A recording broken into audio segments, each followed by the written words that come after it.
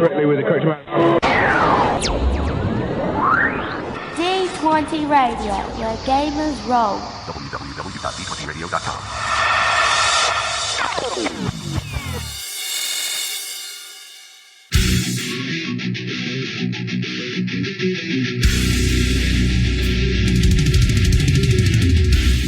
Welcome to Me and Steve Talk RPG, the podcast where me and my friend Steve... We're playing games this time.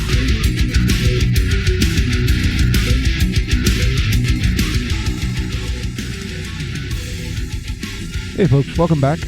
Sorry for the delay of a couple weeks there between the holidays and some unforeseen logistical problems. I had a power outage last week, or partial power outage. Kind of complicated and not worth explaining, but in any case, we're back with more AP content this week. And this week it's going to be actually the first part of our third recording session for the Exalted Ruby and Fire game that we've been playing. This session sees our cast finally round out fully, with Logan from the Story Told joining the cast, and things kind of start to head into us actually doing things a little more than they have somewhat. So I hope you'll enjoy it, and please join in on the Discord or anywhere else you feel like chatting at us or anything like that. And just want to shout out also a big thank you to Tabletop Audio, which is where most of the backing tracks, like the background audio and stuff that you hear in these episodes, that's where I've been sourcing all that. So check them out. Again, that's tabletopaudio.com. Before we begin, I want to take a moment to acknowledge something important.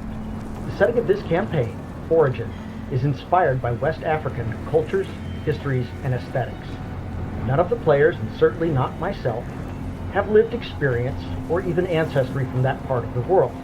While Origin is part of the canonical setting for Exalted, I've drawn on real-world West African traditions to help bring the setting more fully to life. This isn't meant to be an accurate historical or cultural portrayal, and it is definitely not a commentary on any real-world nations, peoples, or beliefs. One key difference is theological. While Timbuktu and the surrounding regions were deeply shaped by the arrival of Islam, Exalted has its own divine and mythological structure that plays out very differently. My hope is to approach these inspirations with respect and care, and I welcome feedback if I fall short. In the session notes, there will be a short list of resources to learn about the real history of West Africa and the Sahel. Thank you.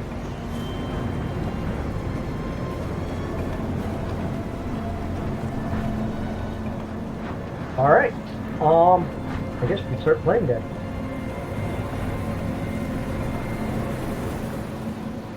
So, would anyone like to recap what happened last session? Well, I talked a whole lot. I was going to say nose goes, because I was not here. You have to do the recap, Steve. Yeah. So I just get to make up what happened? That's cool. Oh, no. So I want to say, if I remember right, we kind of started off, we decided to go to the bazaar and check things out, and we're wandering about, and we see a friend of Little Bat's being followed by this shady looking character.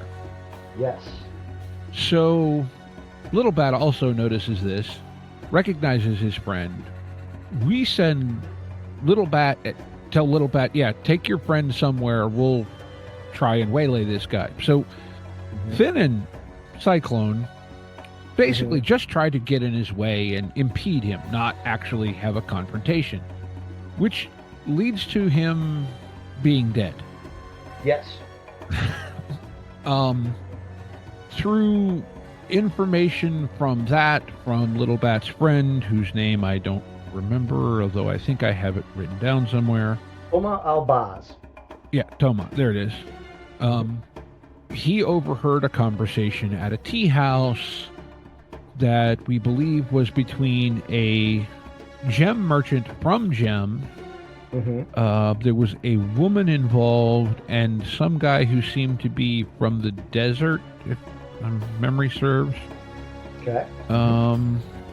Madhu Jarek, I believe, is the name of the merchant.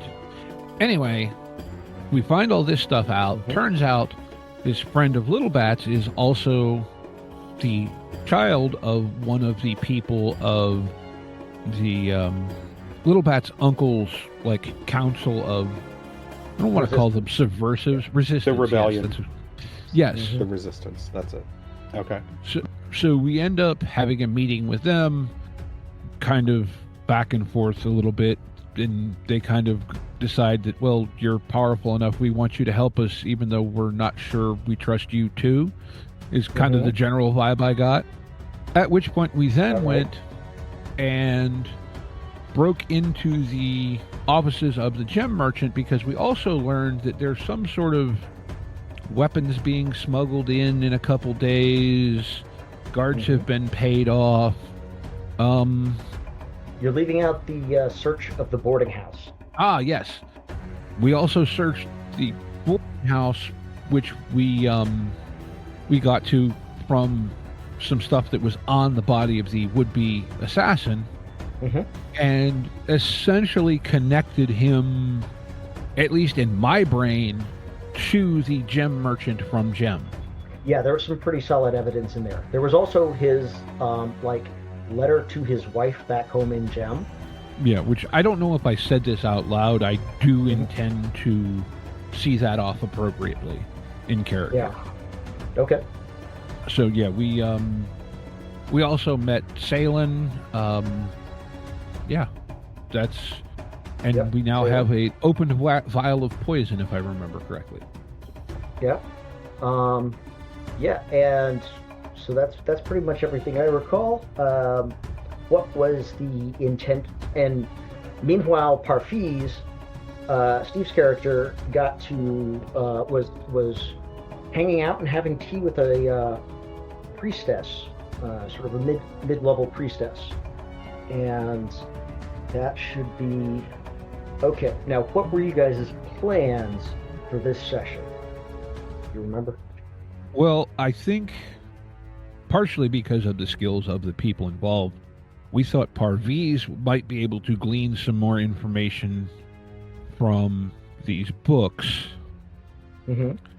At which point we would probably, anyone else, I think we would want to maybe head back to, we'll call them the council, or at least... I know we had some issue with them about, wasn't something about setting up a military or some trying to train soldiers as well? I know you guys had brought that up, and they had been like, well, I mean, if you want to try, we can try. They're really not. They're trying to be more covert than that at the moment, but they wouldn't turn it down. They would just want to know, if we're going to start doing that, can we actually fight and win? If we're going to start doing it militarily. So they would want a more comprehensive plan than just, hey, we're going to start training some guys and hope. I kind of like the idea of setting up our own version of the mafia, which we've already got fairly high-ranking merchants here. Let's just make our own underground syndicate out of them. Well, we can launder money through the church and... Yep. Fantastic. We've got the makings of it. We just kind of have to convince them to do it. And how better to fight the establishment than what we know from real life works? Well, that's true. Yeah. So you've got Madhu Jarek's books, right? Okay. And I know I specifically do remember setting it up so that it looks like it was a failed burglary attempt and his books disappeared. Yeah. You scuffed up the locks on some of the strong boxes that contain gems. The guy couldn't walk off with the whole chest, and he also couldn't get them open, so he gave up and just grabbed whatever. Right, basically. But yeah, I think at this point, upon reconnecting with Parviz, like, hey, can you make sense of these? Because I deal in materials, not paperwork. Right. But I think Parviz would be very excited to crack into those books. I'm guessing probably a linguistics check or maybe a lore. No. Ooh. What do I need to do then? That would absolutely be bureaucracy. These are like accounting books, not like... Okay. Yeah. They're not like books in the sense of novels. They're books in the sense of the business books. Business books. Okay. I thought they were some sort of like lore history books. Okay. Understood. Parviz is not great at bureaucracy. He has 0 points in it, but we can definitely roll dice and see what happens. I mean, we can always roll dice and see what happens. That is exactly what Exalted's all about. So let's roll some dice. And no specializations. Nope. Doubles 10s. Okay. No automatic success because I don't have any points in this. Right. Although you could spend a willpower to get an automatic success. Oh, well. I got 1 success. 0 plus 3. What did you roll? What trait did you roll? Or what trait did you add into it? No. I just rolled flat bureaucracy. Oh, sorry. Okay, right. The problem is, you see how there's an ATTR column to the right of it? Yes. You rolled bureaucracy plus dexterity, which is basically definitely not a thing. Right. But then again, it's the same dice as your bureaucracy plus wits, so okay, you rolled the right number of dice. You got a success. Okay. With this, you can tell that that Steve's character got books that don't match up. You're not sure which one's real and which one's the bogus one, but the books don't match up. And you can tell, you can find entries for that you think line up with what it would take to bribe a shift of guards, and you can find the entry for where they paid for that boarding house for the guy that you guys accidentally killed. And you find enough that you're convinced, yeah, this merchant is neck deep in it, and that it confirms some of the things you already knew: the rented warehouse, the boarding house, and this individual also had, and it just, the entry is just operating expenses, but it's a fair amount of money. Like, whatever this guy was doing was costing something. But then again, you also found that very hard to find, very illegal poison in his quarters. So he's not a cheap assassin. Right, and we basically, found information tying the assassin to this Jarek. So, and I do know, was it Rafik wanted us to find out who gave the order to kill his son. Am I associating the proper person with the... Okay. Yes. And there's enough evidence that you know that that Madhu Jarek was holding this assassin's leash. And so if any orders that assassin got either came from him or through him. So what should we do here? It would appear we know who's behind this attempt. Although this Jarek fellow appears at minimum well connected. Well, I would say with too much of a jump, we could go to Jarek, based on what you're showing me here. Well, the problem to me is, what is it that this, what are they doing with this shipment? They're bribing the gods, or... Sorry, I'm trying to go through my notes. Yeah, it's a shipment of fire wands into a warehouse, being disguised as a sugar shipment. Like, just smuggling weapons is okay. It's smuggling weapons, but So why are they smuggling weapons? So one thing you would know is moving Fire ones is the sort of thing that you need to register with the city government. They want to know fire ones coming in, fire ones going out. Just because of the city government doesn't like not knowing who's got quantities of these, especially if there's more than 5, because to them, to the city government, 5 people is a group of bodyguards.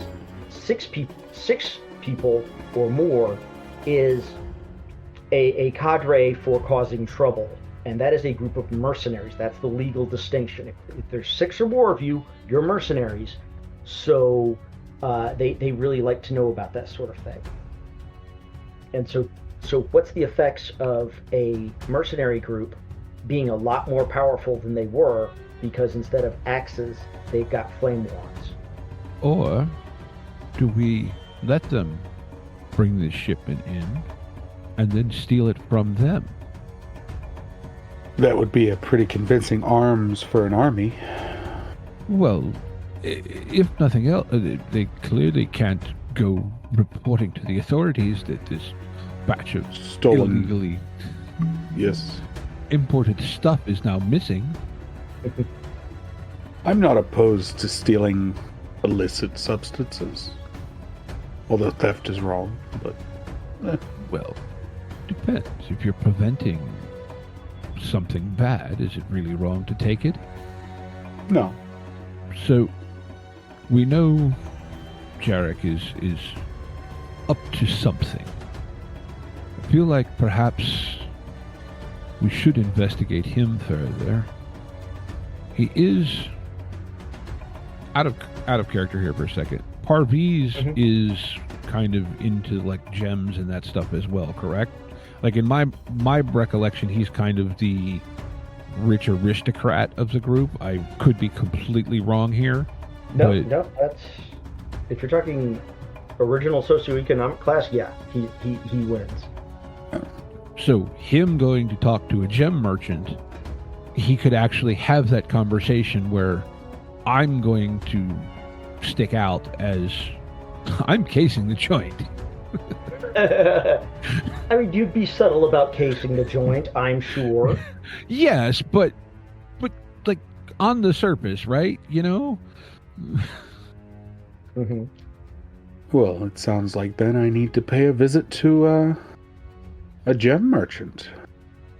And I think perhaps I know we located the warehouse, and it seemed like it was a relatively unremarkable warehouse. Mm-hmm. We're at timeline-wise, what, tomorrow or the day after that the shipment's supposed to come in, correct? Yes, tomorrow is when the shipment comes in. Okay. I think maybe I should go kind of skulk about the warehouse district and just see if there's any sort of undue activity around that warehouse, even if it is, higher security, any sort of odd comings and goings of seemingly nefarious types, etc. Okay. Kind of go stake out the warehouse. If that, I mean, I know we're splitting the party like 9 different directions here, but no, that's fine. That seems like absolutely fine. Logical behavior. Okay. I think it would make sense for Parviz to go talk to the gem merchant simultaneously you doing that. Mm-hmm. Parviz can keep him entertained and not, Well, also, at this point, that things are going to be unsettled at the gem merchant because there was a break-in last night. Well, yeah. And Saelen and Finn, what are you guys up to? I think I'm gonna be, because I'm still trying to feel out where I'm going to be most useful. Mm-hmm. So I'm kind of tempted to just tag along with somebody, depending on who could, use me. Okay. So, I mean, I have no problem with you coming along with me. I feel like maybe that's, I don't know. I don't know where you feel like your character is more in place either. I don't have one yet, which is fine because I'm still spinning up. So yeah, I will cheerfully hang out with you. Why not? Okay. Sounds good. And Finn? Sarcastic. You're on mute. muted. That helps. Oh yeah, Yeah. he's muted. Yeah, sorry. Too much going on in the background. Fair enough. He definitely would probably go check out the warehouse as well. Like, reappropriating weapons for their own devices is certainly in line with the piracy in his background. Okay. Cool. And I don't think Parviz going to the gem merchant by himself is a terrible idea. That way he's not drawing too much. It would be very surprising if there was actually a problem. Yeah. So, alright. Well, too, Parviz is the only one that wouldn't be connected necessarily to people who are asking questions, potentially. Right. Plausible deniability. But it's also, you walk into a jewelry store by yourself. You don't walk in with 4 other people. That's maybe not a great idea. Yeah, I mean, sounds like a plan. Alright. So, I think we're going to start with the jewelry store. Yeah, there is kind of a bustle in front of the jewelry store. There are a group of priests, of priests available. There are some very annoyed, glowering gentlemen that you would presume are bodyguards based on the fact that, they're openly carrying swords and wearing armor and trying to look intimidating. And there's a very angry merchant in purple silk explaining the situation to both some priests and some members of the prince's guard, who also incidentally do put passes for law enforcement, and he's very irritated. How are you going to approach this? I think Parviz is doing his best to approach as like a shocked customer. Someone who is just, oh, I'm so sorry to, I heard what you were telling the guards, and that's terrible. I'm so sorry to hear that. Just absolutely stunned. I come to see what wares you have. I'm very sorry, that this has all happened to you. That's terrible. He turns to you and immediately puts on what you would think of as his customer service face. He's a large, handsome guy, hair tied up in the back, short beard, very neat. Blue and gold brocade, gold earrings. He's every inch the picture of wealthy, successful merchant. Just tossed his picture up in the Roll20, and he says, "Oh, I'm very sorry for the disturbance. We had a bit of excitement last night. Someone attempted to break into the building and didn't make off with anything, but it still got everyone, including myself, regrettably. Our routine has been disrupted." I could understand completely. That is absolutely horrible. I am so sorry to hear that. Well, at least they didn't make off with any product or anything along those lines. Just all happenings. He says, yes. Fortunately, they could not break into my strong boxes, and I sleep with the keys rather under my pillow, so to speak. As one should. Yes. Even a small theft could be very challenging. I'm sorry, I'm Madhu Jarek. What? How may I know you? Parviz. Well, I see by your face you're not from around here. No. Am I correct in thinking that name is from the Varangian states? You could make that assumption. He says, yes, well, what can I interest you in? Well, I am passing through and always on the market for some fine gems and various wares. Show me some of what you feel is your nicest products. Are you wanting it, yeah, what's up, Steve? Point of order, just because I realized it in my notes.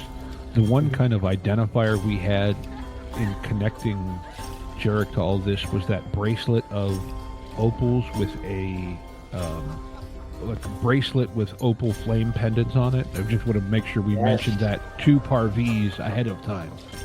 Yes, and this gentleman does in fact wear very nice bracelets with opal pendants on them, with a flame, with a scorpion and flame motif carved on them.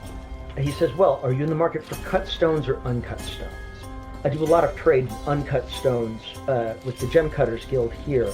They are quite proficient. Well, I don't come across uncut gems very often. Let me take a look. He says, well, of course. And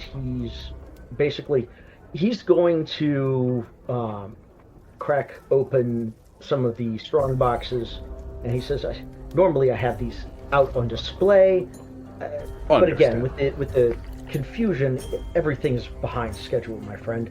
So he cracks it out. He pulls out some rocks, and the thing about Gem is that the city of Gem sits on multiple veins of different minerals that will give you a wide variety of stones. There are opals, there are diamonds, there are emeralds, there are rubies, and he has some fair size specimens of each, and of course these are the uncut ones.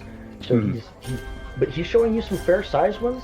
He says, I also have more economical ones to serve as, secondary pieces or secondary stones on a single piece. And I mean, he's got stuff that's suitable for being a pendant, much less a ring. These are wonderful. The opal. I see you're a fan of opal yourself. Well, it is something. Do you have anything that? Oh, so it's your signature? No, it's something of a signature of Gem itself. That. Okay. There are very few other places in this region where you can find opals. Can I see some opal? I would love to see some gem opal. So some already cut and polished pieces? Yes, please, yes. And he starts pulling. He puts the. He actually leaves most of the uncut stuff out because it's a display. And at this point, one of his employees has come in, a younger guy, and he starts making tea in the back. And he unlocks another box and starts pulling out some opals. And they're mostly, of course, cabochon cut. They're round, not what we would modernly think of as like brilliant cut or diamond cut or any of that nonsense. And he's got a number of them that are cut into like strips, and he says, these are suitable for setting in a bracelet or a necklace. He's got some that are suitable for, putting into pendants or whatever, and some smaller ones that are suitable for setting into earrings. He doesn't really do finished jewelry. He's mostly interested in the stone. The jewel. Okay. I think Parviz and you can tell me if I could afford this or not, because I don't remember. Parviz is interested in a pair of smaller opals that you would like turn into a set of earrings. Okay. Something small, easy to travel with. Well, Parviz has a resources of 2, so yes, you're not buying the crown jewels, but you don't want to buy the crown jewels. Right, exactly. So yeah, I think he would sort of inquire and be like, how much for these? he names you a price. It's a little high, but not excessive. Not crazy excessive. So, you kind of get the feeling this is definitely a haggling culture, and they are willing. They're going to want to do that. I was literally walking to the kitchen going, you have to haggle, you have to haggle. I think Parviz is going to be that. That's a bit rich for my blood today. Wow. Do you think you could come down a little bit on that price? Well, I mean, I do have to run a business, and I'm going to suggest, rather than, because I'm not going to actually dig through, I think the easiest thing to do is do probably, I'd say normally bureaucracy, because that's the merchant ability. Bureaucracy wits, and to see how far you're gonna be able to push him on the price. So, bureaucracy wit. Alrighty. Why is that? No bonuses. And you said I can spend a willpower for an automatic success. Yes, so we will do that. Okay. Alrighty. One success. Well, I mean, that's it, you get him down to something that you feel is probably more like his mid-range price or something. I got taken, but I'm not going to cry about it. One success means you didn't get really taken, but you didn't get that far either. Fair enough. So, well, it was pleasure doing business with you. I will set these into a nice pair of earrings. He says, I can strongly recommend the craftsmen of this city. They are very good at what they do. Well, I might take your word up on that. But that is a problem for another day. And I want to thank you and have you have a wonderful day. And Parviz exits. All right. So the three of you are rolling around in the warehouse district. Are you trying to be just walk casual, or are you going to really be sneaking? At least initially, I think more the walk casual, just kind of try to blend in with foot traffic around that specific area, that specific warehouse, kind of, kind of just get a feel. It, like, is there a heightened presence of ruffian types or something? Like, are they showing that something major is about to happen? I believe, if I remember right, that Saelen's Raven had told us that there really wasn't anything there of note currently. Am I remembering that correctly? You are remembering Yes. that correctly. You do see that there are some more mercenaries in the area, including a small group of them that are centered around that warehouse. That what was it, Warehouse 32? And while they don't wear uniforms per se, they do all tend to wear some sort of red item, or an item with a red fang on it. These guys are the Red Fangs. They have a reputation for being brutal. They have a reputation for sheer aggression over tactics. They have a reputation for any job as long as it pays well. That's what you're starting to see over here. Okay, and we know that they were paid off. Delivery insurance, I believe, was the phrase used. But okay, so all right. I mean that was the information I was looking for there at this point. So at some point, Oh, sorry. go ahead. I was just going to say, I will, since we're closer now and we have a bit, I think, better idea of kind of what we're looking for, I'll ask Helbor to kind of cruise around and see if there's a spot where he can get into the warehouse to kind of see what's going on inside. Yeah, actually, that shouldn't be a problem. Ravens are not really an issue. And yeah, so Helbor can fly around a little and get inside the and get in there. And what you'll see through Helbor's eyes are there's probably people are making room. They're like shoving stuff to the sides and moving crates out of the way, and the detritus, odds and ends and trash and whatever are being sort of swept into a corner. And in the middle of it is somebody who doesn't look like a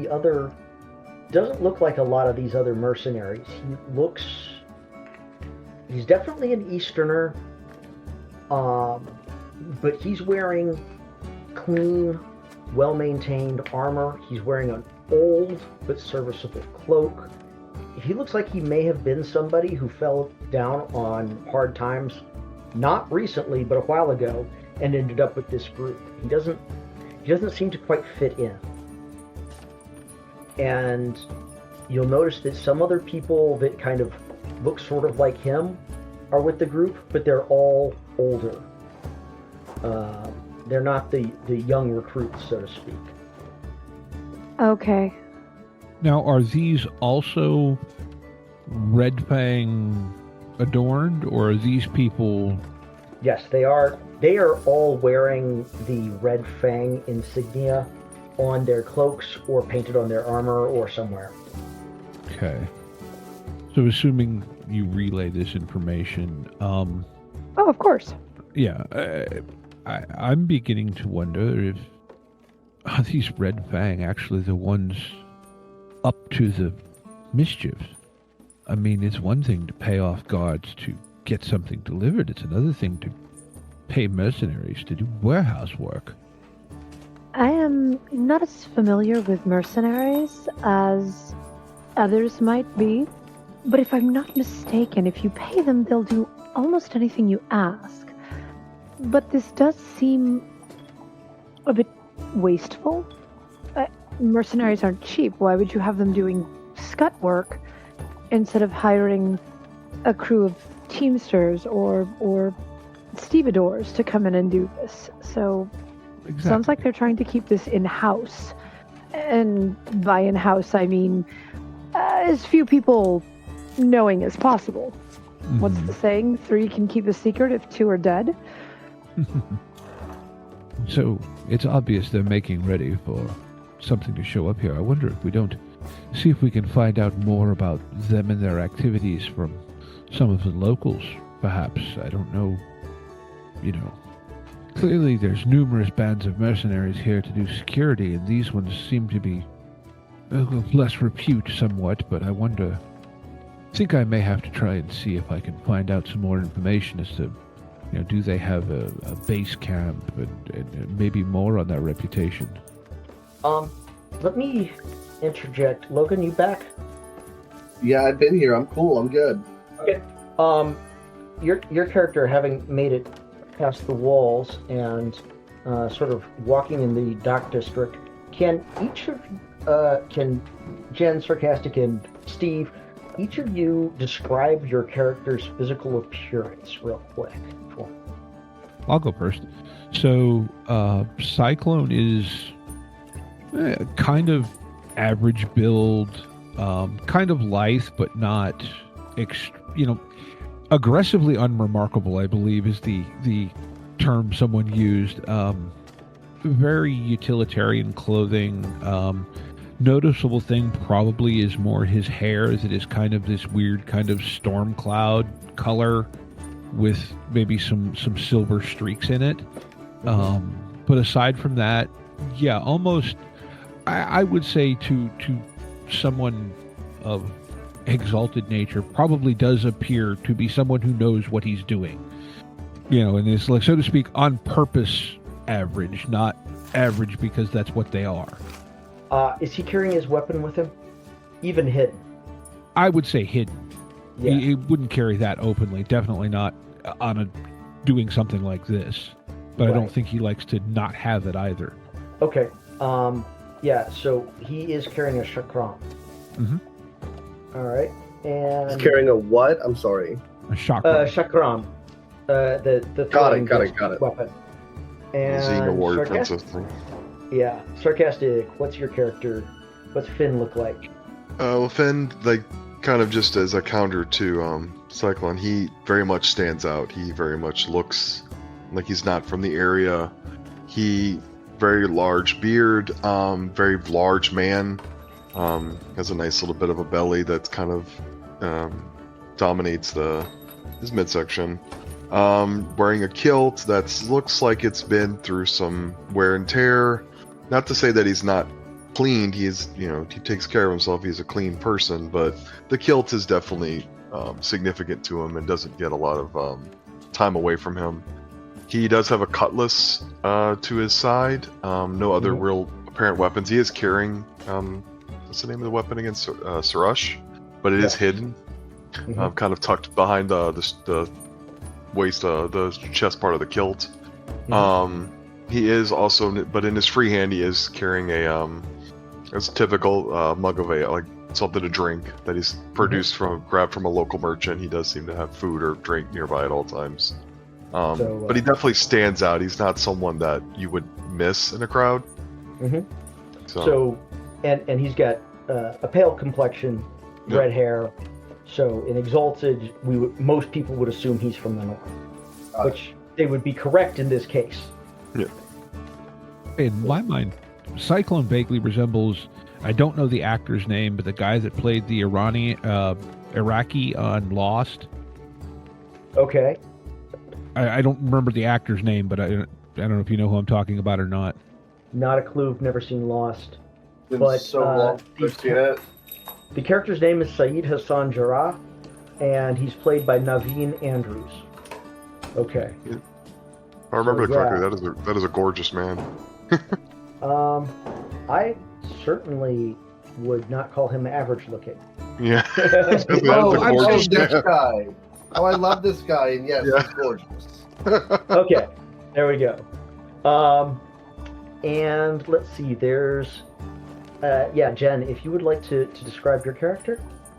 She's in, what did we say? God, I wish I'd written down so much of what we talked about. She is kind of short, fairly slender, black hair cut in kind of an angled bob, heavy makeup around her face. She has kind of earth-toned tunic and skirt on, with several pouches on a belt and a couple of crossed knives at her at the small of her back. If you notice, her hands tend to be kind of constantly like flickering around, like just touching or like she's very tactile. But yeah, not particularly. I don't think she's incredibly strong. I mean, she's striking looking, but probably more for the rather severe bob and the very ornate eye makeup. And she also has a rather large raven, either, on her arm, on her shoulder. Occasionally he sits on her head. So. All right, cool. Thank you. Yeah, I feel like I probably asked Spots to stay with the caravan people because he's kind of remarkable. He is extraordinarily remarkable. Who is Spots? My hyena. It's a cave hyena. He's the size of a small horse. Yes. That is what we call not stealthy. You're not subtle.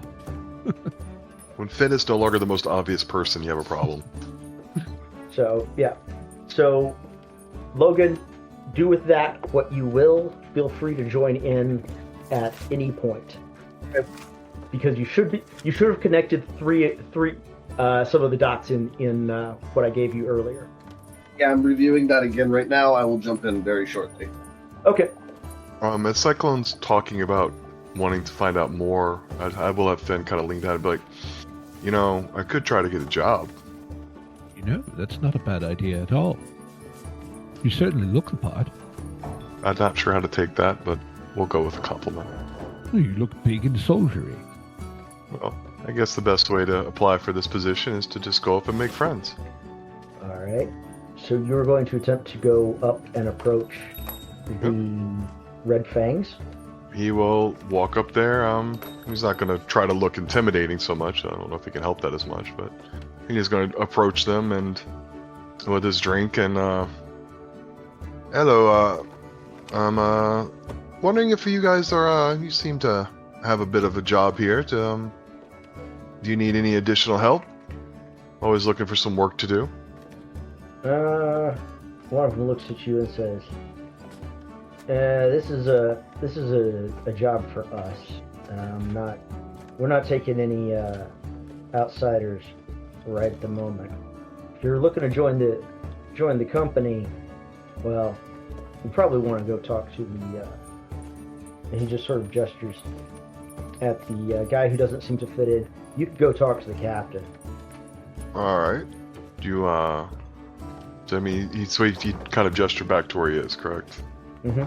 So it's just, well, you wanted me to come up here, you want me to go back there? It's like, there's kind of a pause, and they sort of look at each other and says, "Come around the barracks tomorrow." And he tells you where the barracks is in the city. Come around the barracks tomorrow. Better time to talk to him. He's a little busy. Oh, I completely understand. I mean, it looks like a nice top-notch group here.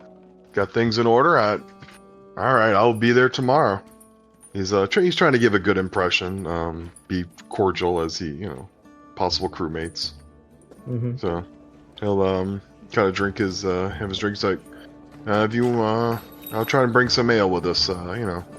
Maybe have some drinks afterward. So he'll make his little first impression.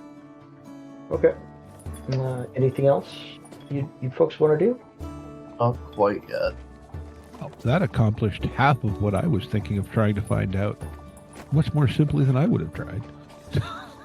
I mean...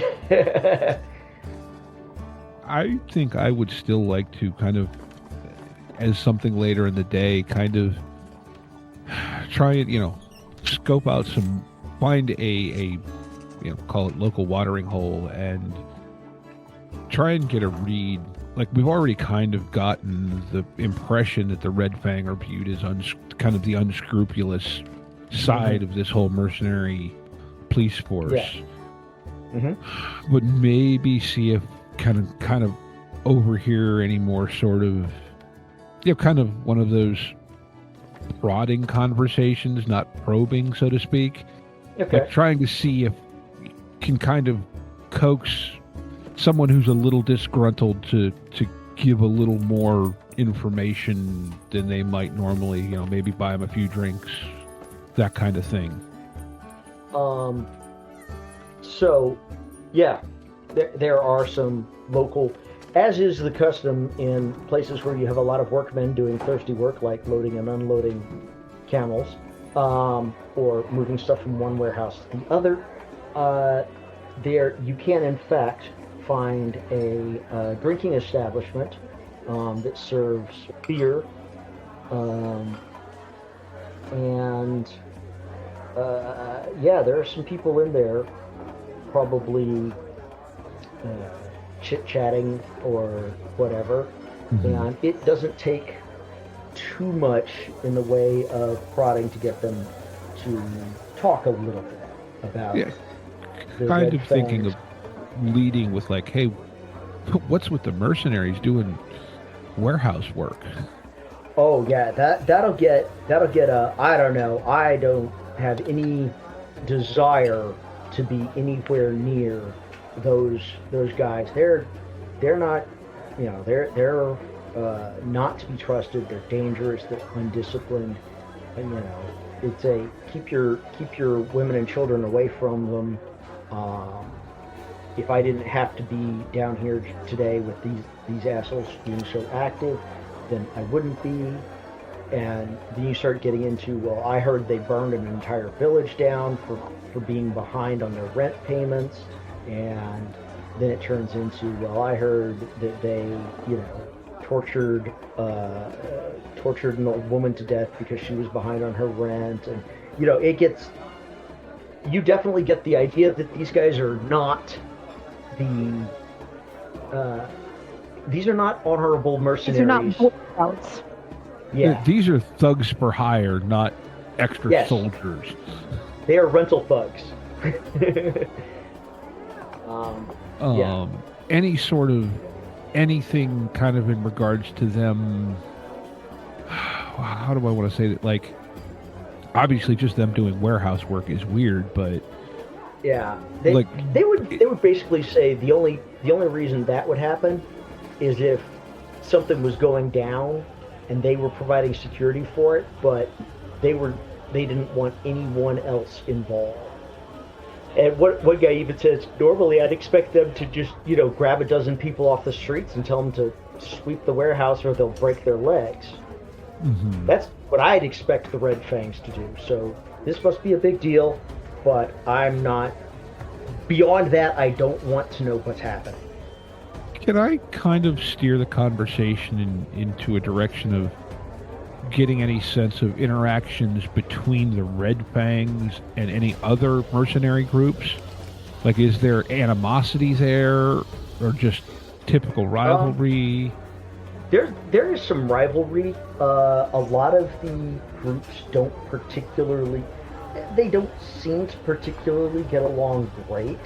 The Daggerwind Company, for instance, is a very high-end, professional, strictly disciplined unit that they and the Red Fangs don't get along. There are sometimes brawls between them. Supposedly, I heard last month that across town, a brawl between them got to the point of blades being drawn and somebody died. But I heard that from my cousins, roommates, wife's sisters, best friend, that sort of thing. Yes, but did anyone pass out at the 31 flavor? Yeah. Sorry, Ferris Bueller joke. Hopefully they'll edit that out. Probably not, let's be honest. So, to clarify, y'all are standing outside? No, they're in a beer establishment. Yeah, at this point we've gone into a bar and are like drinking with locals effectively. Mm-hmm. Okay, sorry, I misunderstood that. That's actually better. After a certain, I guess maybe after y'all are there for 20 and 30 minutes, this young man, about 19, not wearing armor, fully tatted arms, a little kangaroo mouse on his shoulder, a well-worn cloak, and shoulder-lengthish red hair approaches. I think I've been looking for you. Anyone in particular, or just, I assume we're kind of at a, table bar, so kind of give the eyebrow of, been looking for us. Yes, a friend told me I could find you. Forgive me, my name is Pale Nimbus, but you can call me Nim. May I join you? I think we have common interests. I think there's... Cyclone at this point has a hand kind of under his cloak, not necessarily holding a knife, but ready to grab one if need be. Maybe relaxes a little bit with this conversation. I think Finn would definitely be on guard at this point. Probably kind of shifts his drink away from him just to clear up space for what he would view would be a possible fight. So, Nim, you could call me Cyclone, but what mutual friend is this you speak of? Would I know his name? Would I know to say his name, or was he just randomly giving me a portent? No. The guy was a Zenith. You do know his name. Whether they know his name is in another Another question entirely. Gotcha. It was a wandering priest with a lioness familiar. His name was Armatan. He spoke words of portents, gave me descriptions, and you fit the bill. So, I know there's the whole cast mark thing, but Exalted aren't immediately apparent to other Exalted unless they choose to do that, correct? Correct. And if they were to choose to do that, I wouldn't really recommend doing it in a crowded bar. Okay. Well, it would appear that this Armaton, well, you found us. What exactly is it that you're seeking us for? What common interest do you believe we have? He looks at each of you for like a very long moment, and then like it's this kind of smirky / shit-eating grin. Why, I speak of, and he leans in closer to the table. Revolution. He was very much. It is very apparent he's not from around here. Also true. Yeah. If he's from the south, he's from up by the coast, and his accent is probably a little different. I think at this point, Cyclone is kind of guarded, I think is the right word. Like, not hostile, but guarded. So, I think he kind of looks around and says something at the lines of, well, if you wish to talk of that, I think we might better do so with less people in the immediate area. I'd be happy to follow you almost anywhere. Look at the other two, at Finn and Saelen, with kind of one of those questioning looks. We still have that, just as a side, we do still have that room that was, did we rent a room for a little bit? Yeah, at the boarding house, we do technically still have that. Not exactly the place where he would have, someone could easily listen in, but... I just saw Finn just, we could retire to the boarding house, a little more private drinks. Suppose, head that direction. Which, as I recall, it's not terribly far away. I think maybe kind of with that conversation, get up and head that way, maybe find a quieter alley to duck down to have a little more, private conversation on the way, but that seems reasonable to me. I don't know about the rest of y'all. Yep. I agree. I'll pick up a turkey leg on the way. So, Finn will grab another drink to go and a bit of food just to kind of munch on the way and kind of make it known that he's going toward the boarding house. Just time to just bed down for the night. Got a big day tomorrow. The shipment's coming in, tomorrow at night. So do we know, is that in the night between today and tomorrow, or the night of tomorrow? No, you're pretty sure it's the night between today and tomorrow. Okay. So tonight. You've got the gate thing that allows a 2 a.m. entry, which is an exception to the rules. Mm-hmm. So I think at some point we find some sort of, like I said, an alley, fairly quiet street, whatever. And at the point, so look at Nim, and so what interest have you in a revolution? And then what do you mean by revolution?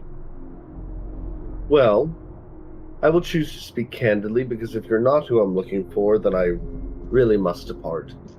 My people need freedom. I am here because I could not be at home. I seek to find friends who can help me liberate my home. The one who I came here with spoke words of prophecy and described what I believe is you. Are your people subjects? Have they been enslaved? What? You seek to liberate them from what? Sometimes I feel it would be better if we were enslaved, but no. We are simply under the thumb of the realm. Meaning, Gem, and I forget the name of that whole... The Lap. Yeah. Okay. Gem and the Savo cities are outside the realm's reach. They're too far away. Okay. I speak of the Lap. The Lap is some 3 months travel to the north by caravan. Sorry, I'm writing notes here. You are the group note taker. That's a bad thing. Well, I can't say that I definitely would be interested in hearing more of your story for my own purposes. We are freshly engaged in some other business, though. Do you seek freedom for the sake of freedom, or is it simply freedom for your people?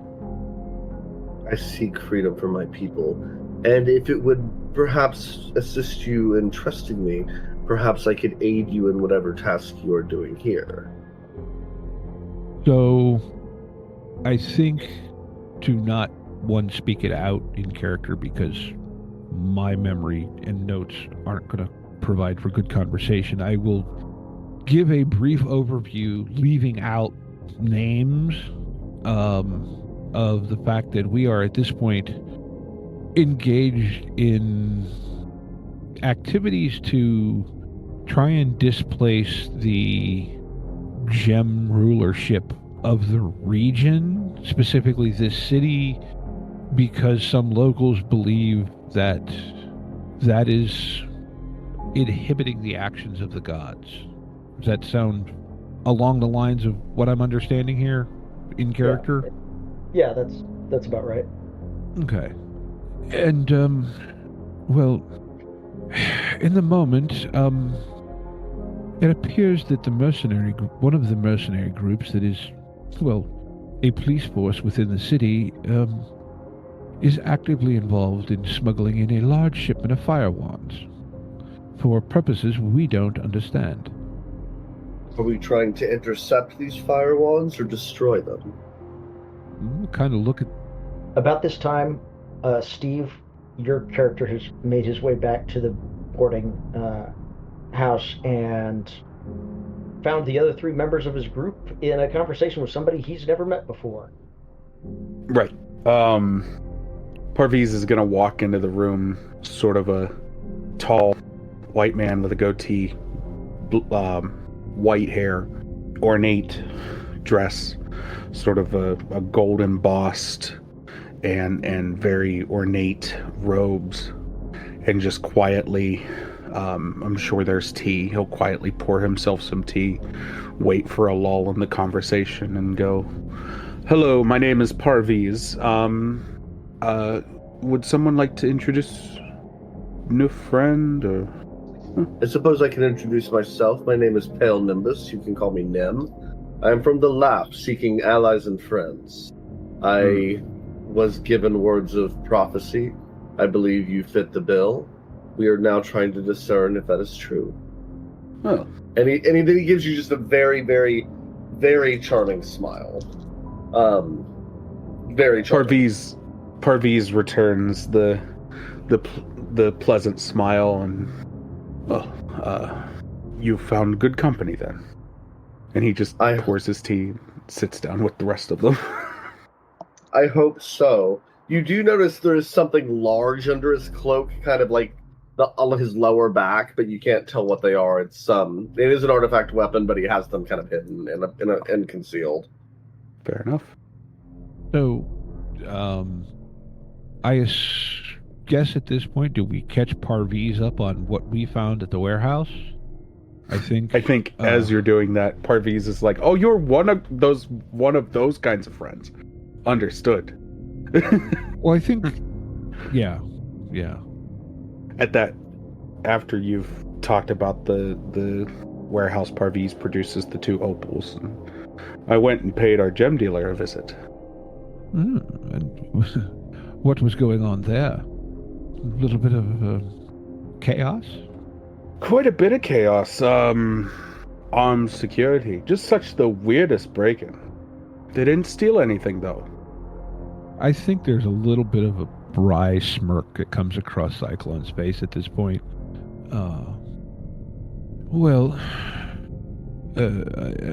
Kind of as you heard as you walked in, Parviz, what do we intend to do about this shipment of fire wands?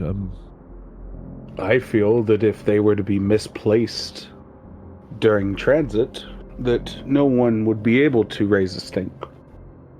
I also feel they could be misplaced into the appropriate hands. Also, if they went missing before they got to the warehouse, that would put the Red Fangs maybe more open to new recruits to help them. Without me having to ruin my chances for a good job. And one could easily put the transport at the hands of the disappearance. If we do it right. So, we know that it's being disguised as a sugar shipment. Player question here in regards to the world. Is there a particular protocol for sugar shipments? Is it oxen-drawn wagons? Is it just camels? Yeah, there is camels. And the sugar would be transported in bundles, assuming this is raw sugar and not, processed, which it almost certainly is raw sugar. It's all brought in by camels. And also, a caravan might have sugar as a primary, but it would almost certainly have additional items as well. Well, if we're going to waylay this shipment, I believe we need to move fast. We need to have somewhere to take it. Well, that too. So, I'm sorry, what was Little Bat's uncle's name? Little Bat's uncle's name is Mizari Nashan. Okay, yeah. Mizari Nashan. Mizari. So, do we go talk to Mizari and see if... Well, it would be a good test of his capabilities and see what he can offer to us. My question is this.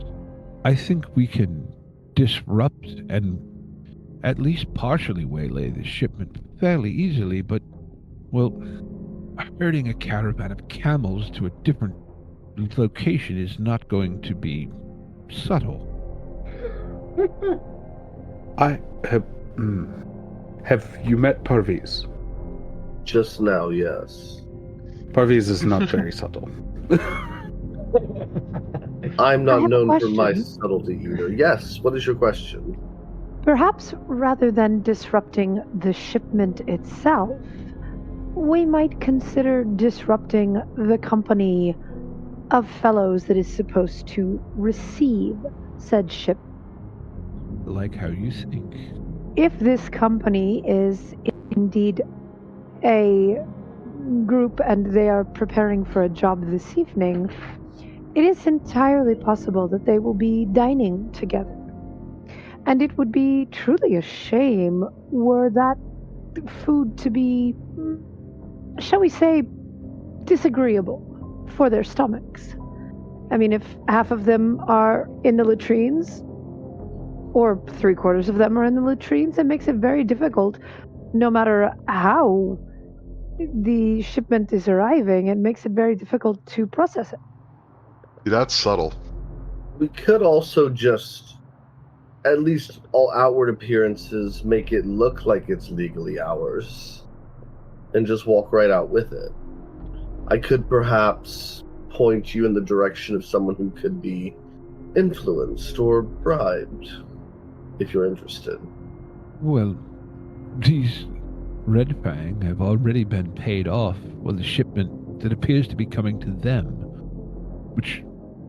and somehow this Madhu Jarek is involved. And what a wealthy merchant from Gem is doing, smuggling weapons into this city. I really, I'm at a loss unless perhaps is one mercenary company going to try and take over for the others?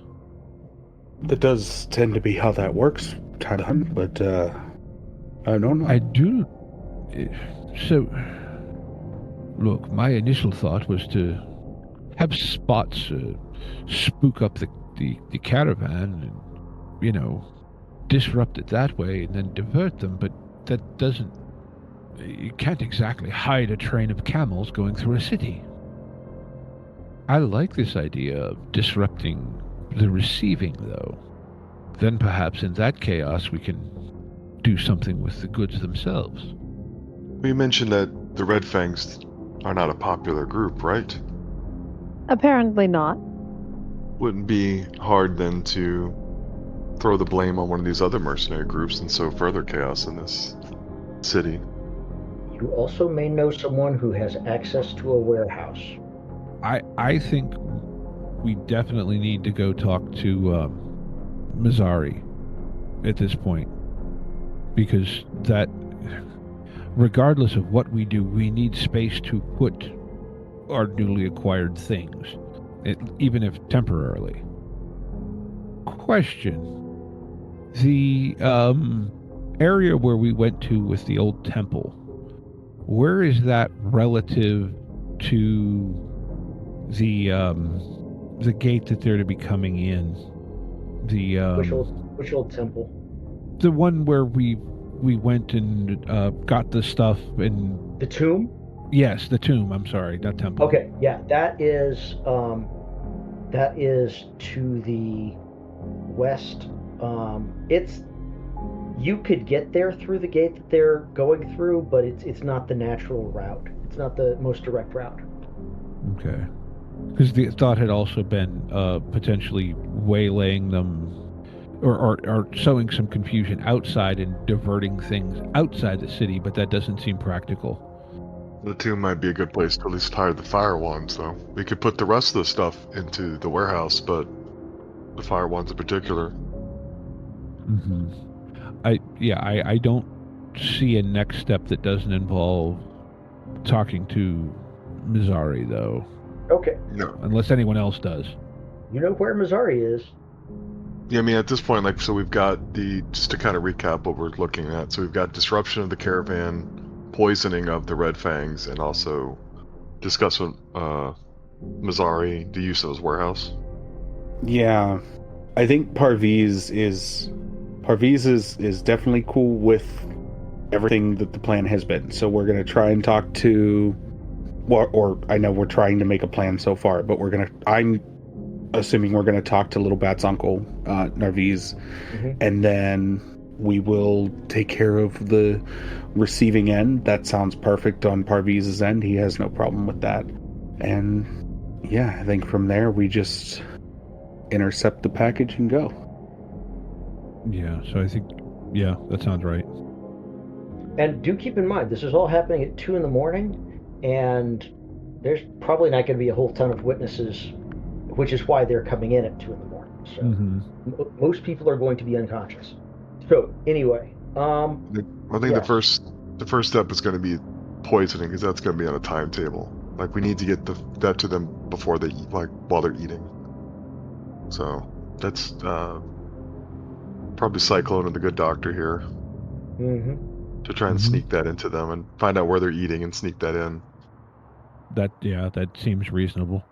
And then Parvi to go talk to I'm really bad with names, so I'm just gonna kind of throw out like the uncle. So yeah, Nashan is his personal name. Mazzari is the family name. Okay. Most exalted names.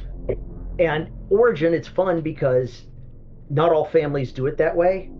Rafiq is a personal name, and they refer to themselves as they are the Albaz family.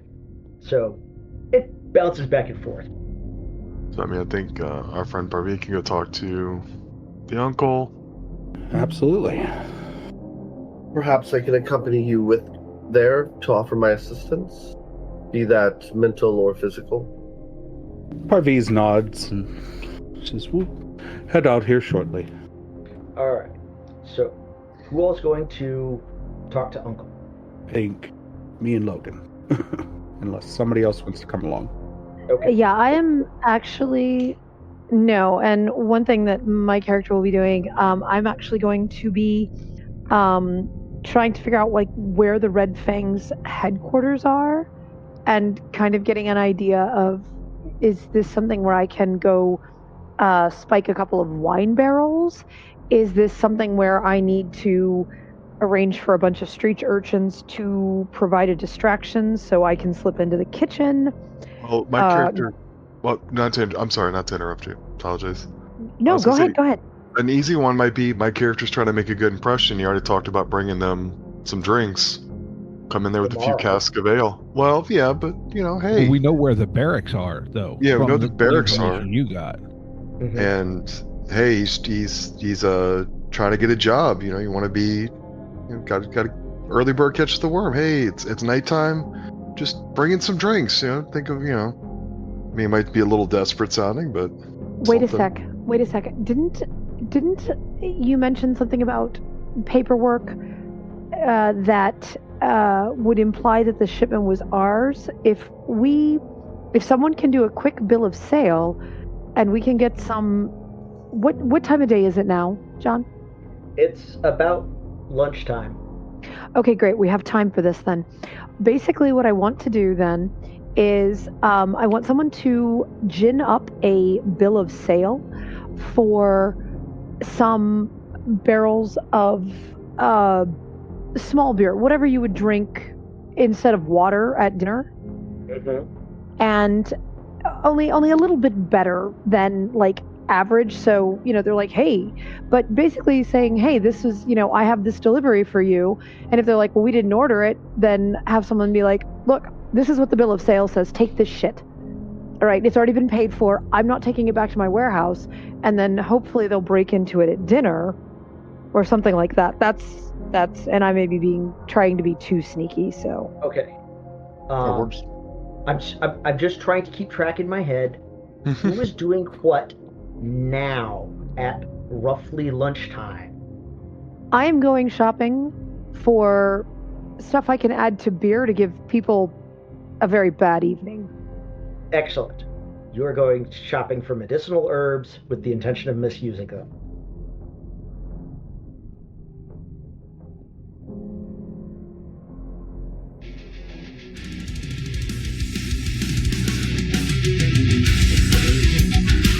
Intro and outro music by the band 12 Noon. You can email us at meandsteverpg@gmail.com. You can find us on Twitter and RPGs.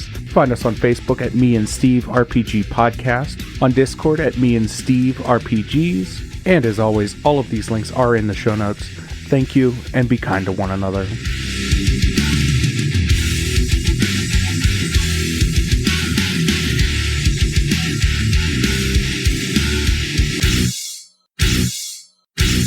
How much for the cigar? Cigar, $20, dog. You gotta go down the street to the store and buy that.